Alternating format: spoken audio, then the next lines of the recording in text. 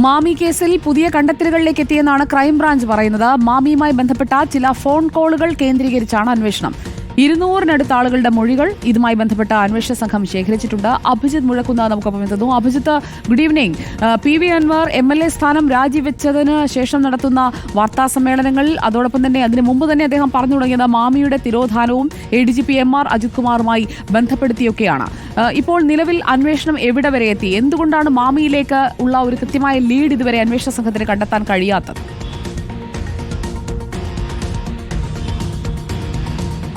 സുജിയ, ഒരുപാട് വിവാദങ്ങൾ കണ്ട കേസാണ് മാമി തിരോധാന കേസ്. 2023 ഓഗസ്റ്റ് 21 കോഴിക്കോട് നഗരത്തിൽ വെച്ച് മാമിയെ കാണാതാകുന്നു. 22 മാമിയെ ചിലർ തലക്കുളത്തൂരിൽ വെച്ച് കണ്ടുവെന്ന് പറയുന്നു. തൊട്ടടുത്ത ദിവസം ഭാര്യയായ റംലത്ത് പോലീസിൽ പരാതി നൽകുന്നു. നടക്കാവ് പോലീസ് കേസെടുത്ത് അന്വേഷണം ആരംഭിക്കുന്നു. ഒരു മിസ്സിംഗ് കേസായി പോലീസിന്റെ അന്വേഷണം പുരോഗമിക്കുകയാണ്. പക്ഷേ ഏറ്റവും പ്രധാനപ്പെട്ട ഒരു ആരോപണം ഉണ്ടായിരുന്നത് ഈ അന്വേഷണത്തിന്റെ ഗോൾഡൻ അവേഴ്സ് പോലീസ് നഷ്ടപ്പെടുത്തി എന്നുള്ളതായിരുന്നു. കൃത്യമായ രീതിയിൽ CCTV ദൃശ്യങ്ങൾ പോലീസ് ശേഖരിച്ചില്ല, ഫോൺ കോൾ രേഖകൾ പോലീസ് ശേഖരിച്ചില്ല എന്നതൊക്കെ ആദ്യഘട്ടത്തിൽ തന്നെ കുടുംബം ഒരു പരാതിയായി ആക്ഷേപമായി ഉന്നയിച്ചതാണ്. പിന്നീട് നമ്മൾ കണ്ടു ഈ കേസിൽ അന്വേഷണ ഉദ്യോഗസ്ഥനായ നടക്കാവ് CIയെ മാറ്റുന്നു.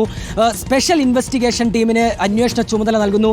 ആദ്യം കോഴിക്കോട് പോലീസ് കമ്മീഷണർക്ക് ചുമതല നൽകി ഒരു അന്വേഷണത്തെ പ്രഖ്യാപിക്കുന്നു. പിന്നീട് മലപ്പുറം SP-യുടെ നേതൃത്വത്തിൽ അന്വേഷണം ഉണ്ടാകുന്നു. ഇതിനെല്ലാം ഒടുവിലാണ് ഇപ്പോൾ ക്രൈംബ്രാഞ്ച് ഈ അന്വേഷണം ഏറ്റെടുത്തിരിക്കുന്നത് സുജിയ. പക്ഷേ ഏതാണ്ട് ഒരു വർഷമായിരിക്കുന്നു ക്രൈംബ്രാഞ്ചിന്റെ അന്വേഷണവും തുടങ്ങിയിട്ട്. സത്യത്തിൽ യാതൊരു തുമ്പും ക്രൈംബ്രാഞ്ചിന് കണ്ടെത്താൻ കഴിഞ്ഞിട്ടില്ല എന്നുള്ളത് തന്നെയാണ് യാഥാർത്ഥ്യം. അതിനിടയിൽ PV അൻവറിന്റെ ചില വിവാദമായ ചില വെളിപ്പെടുത്തലുകൾ ഉണ്ടായിരുന്നു. ഈ മാമി തിരോധാന കേസുമായി ബന്ധപ്പെട്ട് ADGP MR അജിത് കുമാറിന് ബന്ധമുണ്ട്, അതുകൊണ്ടാണ് ഈ കേസ് മുന്നോട്ട് പോകാത്തത് എന്നുള്ളതായിരുന്നു ഈ PV അൻവറിന്റെ പ്രധാനപ്പെട്ട ഒരു ആരോപണം. അതിനിടയിൽ കുടുംബം ഹൈക്കോടതിയെ സമീപിക്കുന്ന ഒരു സാഹചര്യമുണ്ടായി. CBIയെ ഈ അന്വേഷണം ഏൽപ്പിക്കണമെന്നുള്ളതായിരുന്നു കുടുംബത്തിന്റെ ആവശ്യം.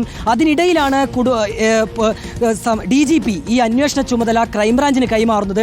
ഇതിലിപ്പോൾ ക്രൈംബ്രാഞ്ചിന്റെ അന്വേഷണം ഒരു വർഷമാകുന്ന ഘട്ടത്തിൽ പോലും യാതൊരുവിധ തുമ്പിലേക്ക് ക്രൈംബ്രാഞ്ചിന് എത്താൻ കഴിഞ്ഞിട്ടില്ല. പക്ഷേ നമ്മൾ സംസാരിക്കുന്ന ഘട്ടത്തിൽ ക്രൈംബ്രാഞ്ച് പറയുന്നത് ചില ലീഡുകളിലേക്ക് തങ്ങൾക്ക് എത്താനായി കഴിഞ്ഞിട്ടുണ്ട്.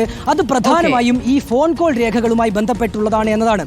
കാരണം നേരത്തെ പോലീസ് ശേഖരിച്ച ഫോൺ കോളിൽ ചില അസ്വാഭാവികമായ ചില ഫോൺ കോൾ രേഖകൾ പോലീസിന് ശേഖരിക്കാൻ കഴിഞ്ഞിട്ടുണ്ട്. അത് ഈ ഡ്രൈവർ രജിത്തുമായി ചുറ്റിപ്പറ്റിയുള്ളതാണ്. അതിൻ്റെ കൂടുതൽ വിവരങ്ങൾ ശേഖരിക്കുകയാണെന്ന് പോലീസ് പറയുന്നു. ഏതാണ്ട് 200-നടുത്ത ആൾക്കാരുടെ മൊഴി ക്രൈംബ്രാഞ്ച് പുതുതായി ശേഖരിച്ചിട്ടുണ്ട്. ക്രൈംബ്രാഞ്ച് വ്യക്തമാക്കുന്നത് ഫോൺ രേഖകൾ കേന്ദ്രീകരിച്ചുകൊണ്ടുള്ള അന്വേഷണം മാമിയിലേക്ക് എത്തട്ടെ. 2 വർഷമായി ഒരാളെ കാണാതായിട്ട്, മുഹമ്മദ് ആട്ടൂർ എന്ന മാമിയെ കാണാതായതിന് പിന്നിലെ കാരണങ്ങൾ എന്ത് എന്നതും കേരളത്തിന് അറിയേണ്ടത്.